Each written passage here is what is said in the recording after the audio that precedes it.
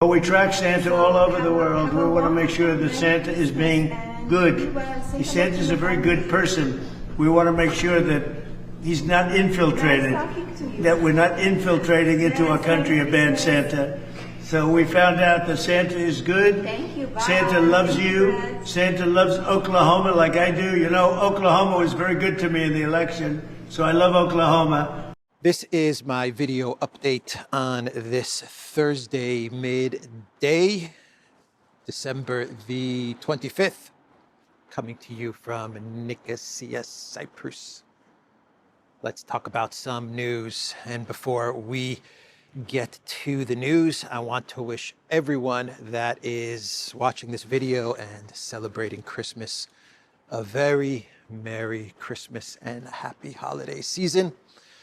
Let's talk about what is going on in the world today. And Zelensky, he put out a TikTok, Instagram Christmas video message. Ukraine changed their Christmas to be on the 25th. And Zelensky's Christmas message to everyone was for him to perish. May he perish. That was what Zelensky said, and what many people believe to be a reference to Russian President Vladimir Putin. Zelensky said, "My dear people, since ancient times, Ukrainians believed that on Christmas night, the heavens open, and if you tell them your dream, it will surely come true. Today, we all share one dream. May he perish. Each of us may think to ourselves." That's a veiled reference to Putin, no doubt about it. And then Zelensky said, "But when we turn to God, of course, we ask for something greater." So that's the statement that he made following "May he perish, each of us may think to ourselves." Then Zelensky said, "But when we turn to God, of course, we ask for something greater." So that was Zelensky's Christmas message. And Zelensky published his 20-point peace plan yesterday, the 20-point peace plan that Ukraine, the United States, and the Europeans put together in Berlin. That was published yesterday. I talked about it in my video update yesterday. Alexander talked about it in his video update yesterday. And the Kremlin has responded to the 20-point peace plan by saying that they will not discuss these plans in public. Kremlin spokesman Dmitry Peskov, he said that Ukraine talks must be behind closed doors. So that was the Kremlin's response to the 20-point peace plan. And Bloomberg is saying that Russia to demand changes to U.S. peace plan seen as starting point. So Bloomberg is claiming that the 20-point peace plan is the starting point to the negotiations, which is untrue. The terms to negotiate were actually set out by Vladimir Putin way back in 2024 during his speech to the Russian Foreign Ministry. And we call those terms Istanbul Plus. That is what Alexander calls these terms. That's what we called them on the Duran. Otherwise, these terms are known as June 2024 root causes, and they were first put out there by the Russian president on June 2024. But now the starting point is Zelensky's 20-point peace plan. That is now considered the starting point, according to Bloomberg. So Orban, he said the other day that the EU is in a war economy. It is absolutely in a war economy because, according to Orban, that is the only economy the EU has left. That's it. Nord Stream's been blown up. Germany deindustrialized. The only thing that Europe can do is a war economy. That was the statement from Orban, which is an interesting statement because it has been the EU and the United States, which has been going on and on about how Russia is in a war economy. The truth is that the EU is in a war economy. And Orban said as much. Orban also said that the EU is in a state of disintegration. Decisions made in Brussels are increasingly not being carried out by member states, the Hungarian prime minister has said. He also said that Europe has split into two camps, the war camp and the peace camp, and that at present the pro-war forces are dominant. Brussels wants war, Hungary wants peace, Orban stated. So war economy, EU in disintegration, a split between the peace camp and the war camp, and the war camp is winning out at present, according to Viktor Orban. So let's talk about the conflict between the United States and the EU, centering around free speech and censorship and the travel ban, the sanctions light. Let's call it sanctions light, because we're not talking about bone-crushing sanctions, which go after bank accounts and freezing of assets and stuff like that. But Rubio, the State Department, they announced yesterday that they have placed travel sanctions on 5 European officials, former European officials and heads of think tanks and censorship NGOs. And now we have the European officials responding to the U.S.'s travel sanctions on these EU officials. They were sanctioned, according to Rubio and the Undersecretary of State, because of their crackdown on free speech, their regulations against U.S. social media companies, and their censorship practices, and that's why these individuals were placed on these travel sanctions. And we now have Macron, we have Stunning and Brave, Kaja Kallas, and we have Ursula responding to the U.S.'s move to sanction these individuals. One of them is Thierry Breton. You remember that guy? I talked about him yesterday. Anyway, Emmanuel Macron, he posted on X, France condemns the visa restriction measures taken by the United States against Thierry Breton and 4 other European figures. These measures amount to intimidation and coercion aimed at undermining European digital sovereignty. The European Union's digital regulations were adopted following a democratic and sovereign process by the European Parliament and the Council.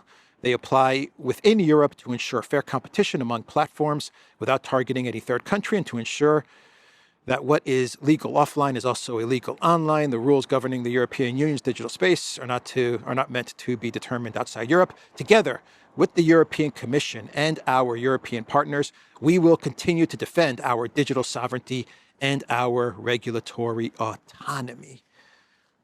Those words, sovereignty and autonomy.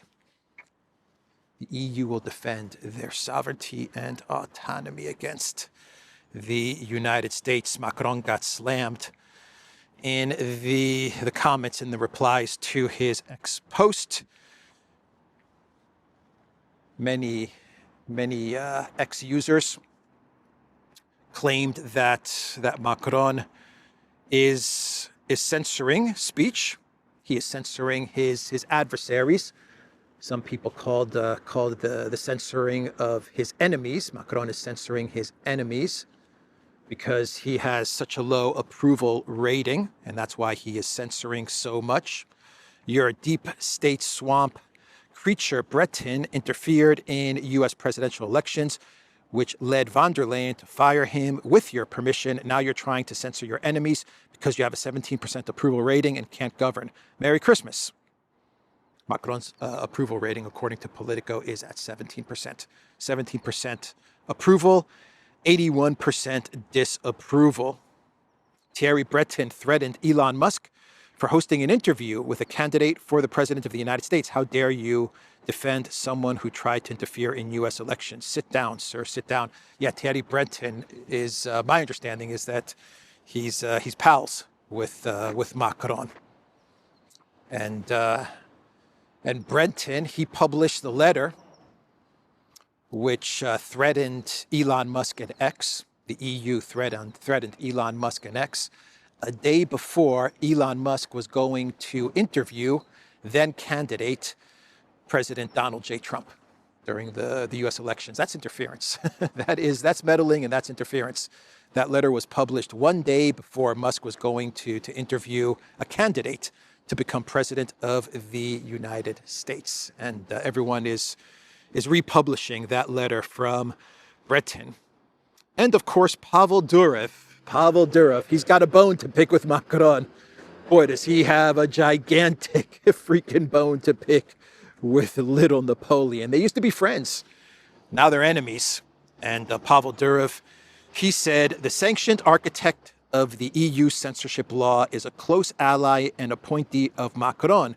Facing ultra-low approval ratings, Macron is trying to silence online critics by turning the entire EU into a digital gulag through censorship, DSA, and mass surveillance chat control.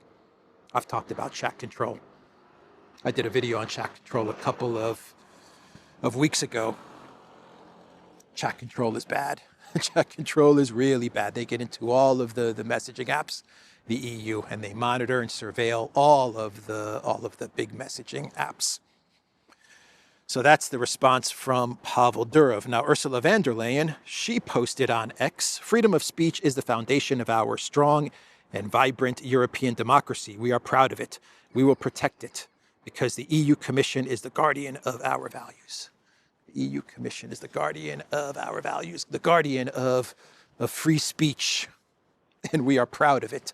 And she says this a couple of days after the EU sanctioned Jacques Baud. Jacques Baud is who they sanctioned, and other journalists as well.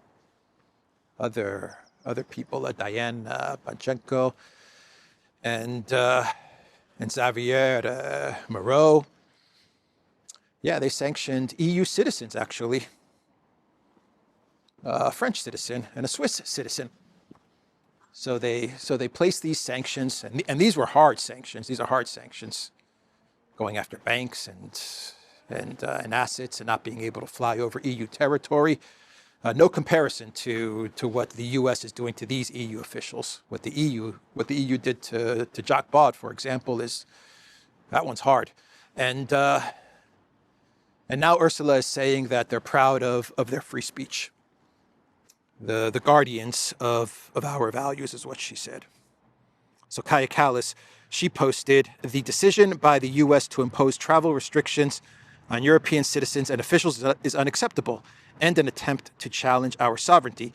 Europe will keep defending its values, freedom of expression, fair digital rules, and the right to regulate our own space. And then people dug up a post from Kaya Kallas that she made where she said,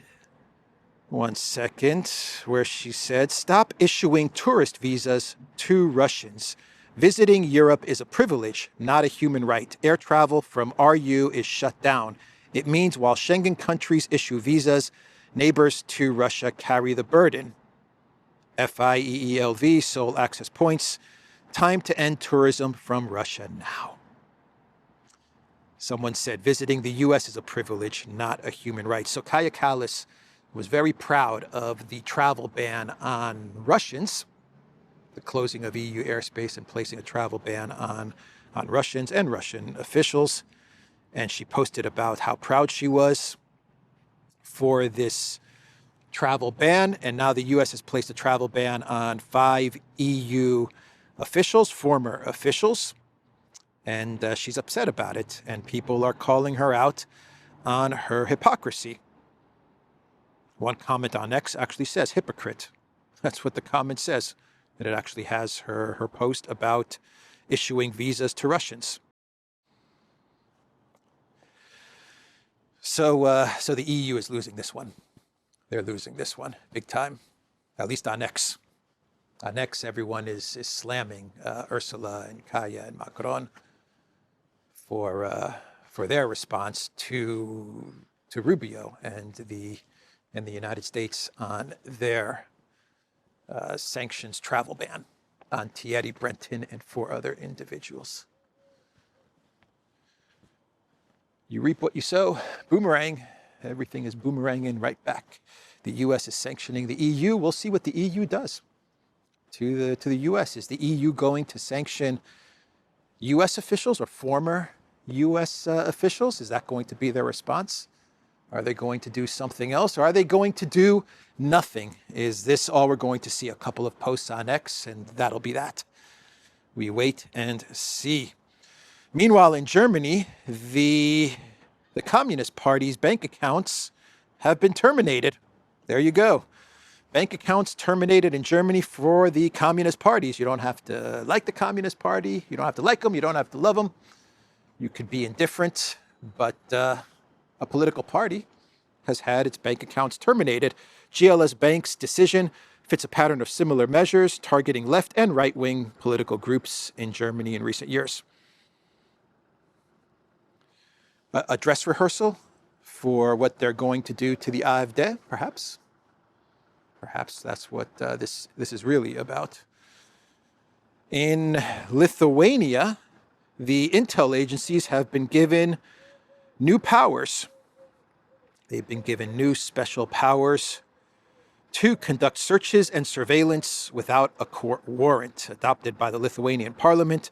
On Tuesday, the revised intelligence law allows security services not only to gather information, but also to take measures against what they perceive as external risks, dangers, and threats arising from abroad that may be significant to state sovereignty. Basically, Lithuania intel agencies, their secret services, or their intel services, whatever they're called, they'll be able to conduct searches and surveillance without a court order on the premise that you're some sort of Putin stooge or Putin spy or Russian disinformation or something like that. That's what they're going to use to carry out these types of searches and surveillance.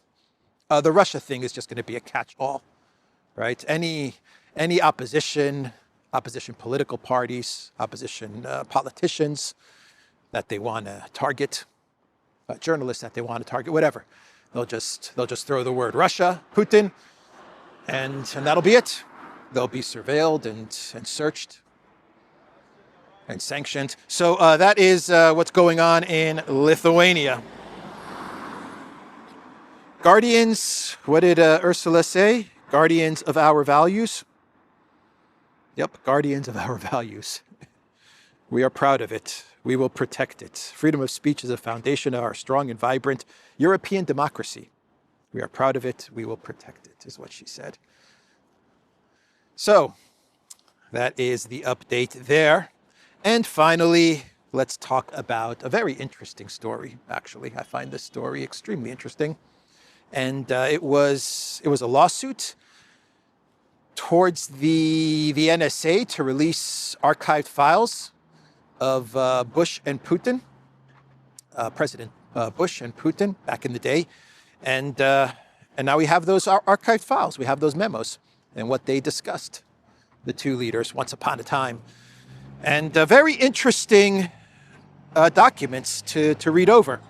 A lot of documents and a lot of interesting things revealed, which provide a lot of insight as to how we ended up in the situation that we're in with regards to Georgia, what happened with Georgia, what's happening right now with Ukraine, the 2014 coup, and now the conflict in Ukraine. A lot of insight given from these documents detailing the conversations between Russian President Putin and then U.S. President George Bush. Bush is clueless on a lot of issues, and Putin is doing a lot of teaching and a lot of history lessons in classic Putin fashion. But the documents, well, let's talk about what the documents reveal with regards to Ukraine, what they reveal with regards to Georgia, and to 9/11 as well. Interesting information about 9/11. And of course, Ukraine and Georgia. Putin talks to Bush about NATO expansion. And And Putin warns Bush about expanding NATO to Ukraine and to Georgia. And basically, to summarize what Putin said, it's a long statement from Putin. I'm not going to read it all. But basically, Putin's message to Bush was that, one, expanding NATO to Ukraine, to Georgia, but mostly to Ukraine, is a threat to Russia, because you're going to be placing weapons there, and that's a threat to Russia and to Russia's security. Number two, Ukraine is already divided, Putin told Bush. Very divided country, the east, the center, the west. And if you force Ukraine into NATO, then what you're going to do is you're going to divide the country even further and perhaps fracture it. And then point number three from Putin to Bush was that none of this benefits the United States, right? Doesn't benefit the U.S., Putin told Bush. Why do you guys even want to get involved in Ukraine? All you're going to do is you're going to end up pissing us off. It's going to be a threat to us. It's going to fracture and divide Ukraine even further. And Ukraine is already very fractured and divided. What you're going to do is you're going to end up splitting the country apart by trying to force it into NATO. And as the United States, this doesn't benefit you. What's going to happen is you're going to get bogged down in a long conflict with us. And that was Putin's message to Bush. And Bush's response to Putin was pretty much, why? Why are you saying all of this? I don't understand. That was pretty much Bush's response to Putin as he was trying to explain all of this to Bush. Let me read you just one paragraph from these archives. President Putin, okay, now I'd like to repeat what I said to Condi and Gates in Moscow on NATO enlargement. It won't be new to you, and I don't expect a response. I just want to say it out loud. I'd like to emphasize accession to NATO of a country like Ukraine will create for the long term a field of conflict for you and us, long-term confrontation. The president's reply, why? Why? Bush. Oh, Bush, why? And then Putin started explaining all of this to Bush. He gets into all the history. It's like 3-4 paragraphs of Putin just explaining all the whys to Bush. Why expansion is bad. It's bad for us as Russia. It's bad for you as the United States. It's bad for Ukraine. It's bad for Europe. Let me go through the history. And Putin goes through all the history. And there you have it. And on Georgia, getting into NATO, Putin's message to Bush was, and this is before the conflict in Georgia, Putin's message to Bush is stop dangling NATO to Georgia. Stop saying that Georgia is going to get the security umbrella of NATO when you know they're not. That's what Putin told Bush. You know that you're not going to provide security to Georgia, so why are you promising to provide security to Georgia? The only thing that you're going to do with these false promises is you're going to push Georgia or tempt Georgia to attack Ossetia and Abkhazia. And that's exactly what happened. That's what Putin warned Bush, and that is exactly what happened.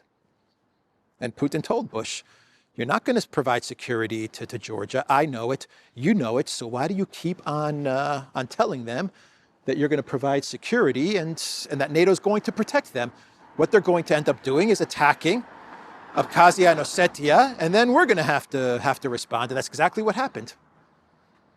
So Putin warned Bush about Georgia and NATO. And then on 9/11, with the issue of 9/11, Putin actually told Bush that we need to deal with Osama bin Laden and the Taliban. That was his warning to Bush. Before 9/11, this is before 9/11, Putin told Bush, look, we got a problem with Osama bin Laden, and we have a problem with the Taliban. And Bush's reply to Putin was don't worry about it. Don't worry about it. He says, I've got my best guys on it, in reference to Tenet and Armitage, Bush's guys. He says, I've got my guys on it, on Osama bin Laden and the Taliban. We're handling it, so don't worry about it. So, yeah, that was Putin's warnings to Bush. Bush didn't take much of it seriously, didn't take any of it seriously. And now we see what happened.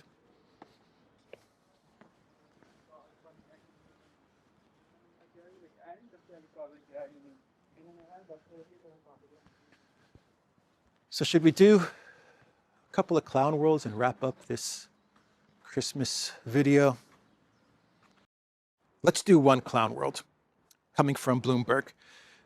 An article with the title, Ruble's World-Beating Rally Poses New Risk for Russian Economy. So the ruble is one of the top 5 currencies for 2025. Its strength landed it in the top 5. And this is a bad thing for Russia's economy. It's a risk for Russia, a strong ruble. If the ruble was weak, it would also be a risk for Russia's economy. Strong ruble, Russia's economy is in tatters. Weak ruble, Russia's economy is in tatters. You can't win. You cannot win. Remember when Biden, during his State of the Union, said that the ruble is rubble, or the ruble is going to be rubble? How did that turn out? How did that one turn out? Bidenopolis. Anyway, that is the video, everybody. theduran.locals.com. We're on X. We're on Rumble, Telegram, and Substack. Go to the Duran shop, pick up some merch, and like, share, and subscribe to this channel. Like this video, share this video. Merry Christmas, and I will see everyone tomorrow. Take care.